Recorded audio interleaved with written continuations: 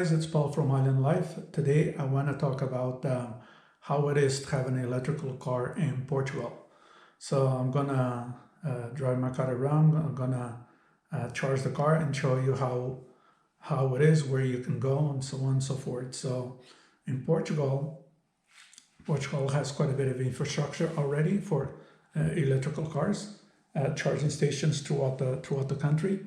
And one thing that I noticed is Portugal has had quite a bit of stations from just 4 months ago when I first arrived. You can see the increase in the amount of charging stations throughout the country. Here also in Algarve is quite a bit of charging stations right throughout from one end of Algarve to the other. So kudos to Portugal for doing that. Some of the grocery stores are already adding charging stations at the grocery store. So you can go, when you go in for get your groceries, you leave your car, you plug it in. By the time you're done, groceries come out, your car is fully charged and you're ready to go. I wish other stores will follow as well. So I'm going to show you how it is that. But one more thing I want to talk about that is the reason why I bought an electrical car. I bought an electrical car because I believe we need to move away from fossil fuels and transition to a more clean energy solution, which is solar. Solar is the way to go. And for that, so I did a little part that I could. So I'm trying to contribute as much as I can in order to do my part. So because definitely as humanity need to move away from fossil fuels, because fossil fuels were literally killing the planet from one end to the other. So for that, I want to talk about that. And also one more thing to add to that is I want to thank the man responsible for transitioning all of us from fossil fuels to a clean energy solution. When he first talked about these things, everybody was kind of laughing at him, but nobody's laughing at him now. So Elon, thank you so much for what you have done for humanity. Not only you helped us move away from fossil fuels, but you have a clear vision of what the future should be like. And the idea is one day humanity becomes self-sustainable. So each person will be able to produce the energy they will consume. So that day is not here yet, but I do believe your vision that you had will be followed through, just like everything else you have done in life. So you're also striving to get humanity to become multiplanetary species. That's why you're pushing hard to get to Mars as soon as possible. I believe you'll be able to accomplish that in your lifetime. So for that, for all and many other things that you have done, I want to thank you so much. You're my hero. You really are my hero. So with that, I wanted to share that with you guys. And now let's go find out where Shrek is. Let's go wake him up, give him a bath, and feed Shrek. See you soon.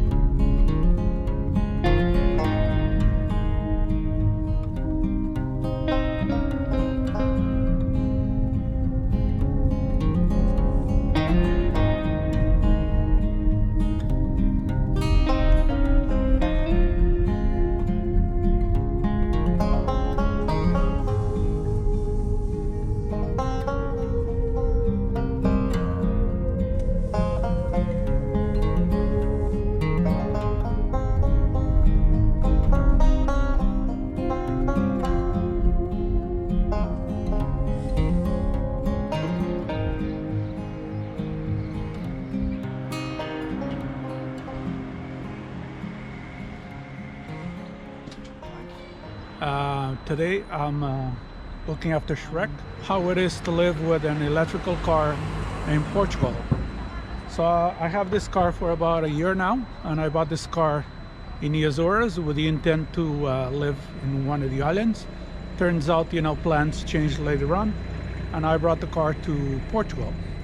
So I have the Mazda MX-30, which the range on this car is about 200 kilometers, about 110, 120 miles or so. So how is it to live with a Mazda in Algarve? So far, I have no issues with it. So as I'm about to show you, the app that Portugal has and the infrastructure actually is not bad. You just live in Algarve and you travel daily. You just commute daily. You're going from one end of the Algarve to the other. Definitely is fine. There's nothing wrong with 200-mile range. However, if you're going for long trips, then you need to think about the downtime. What does that mean? Well, downtime means this car only charges about 50 kilowatts maximum charging speed, and that translates to a lot of time waiting on the charging stations. I remember I made a trip to between Algarve to Lisbon, and the trip usually about 3 hours, and took me total about almost 5 hours. And that was to do with I didn't want to risk it, so every time there was a charging station, so I stopped and I charged the car. But what happened was one of the stations wasn't working, so I had to go off the road and look for one close by, which I was able to find it. But also, it's time consuming. So living with an electrical car, if you just live in Algarve, you have 180 or 200 kilometers charge range. It's fine for Algarve. You could buy cars that have way more range than this one here.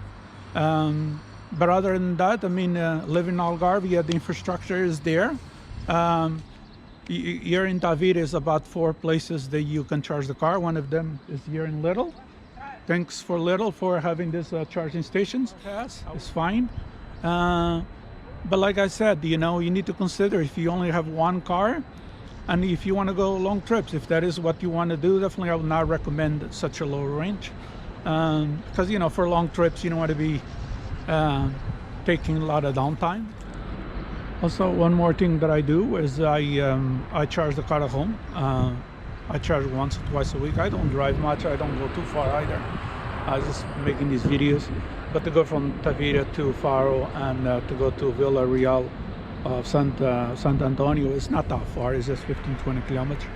So you can definitely live with the range that this car have, especially if you can charge at home, which is ideal. That's how all the electrical cars should be charged home. And during the day, you don't have to worry about charging anywhere. But it's nice to have the infrastructure. You have the option of charging, and these charging stations, which they are right throughout Portugal, and they're expanding also. I can see on the app here.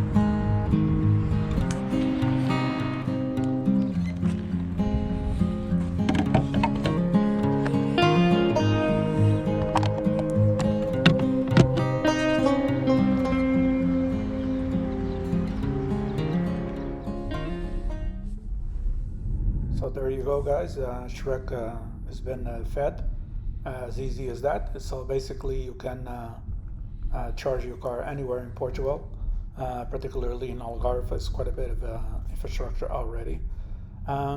So as easy as that. There's no excuse. Go out there and buy yourself an electrical car. Let's save the planet if you can.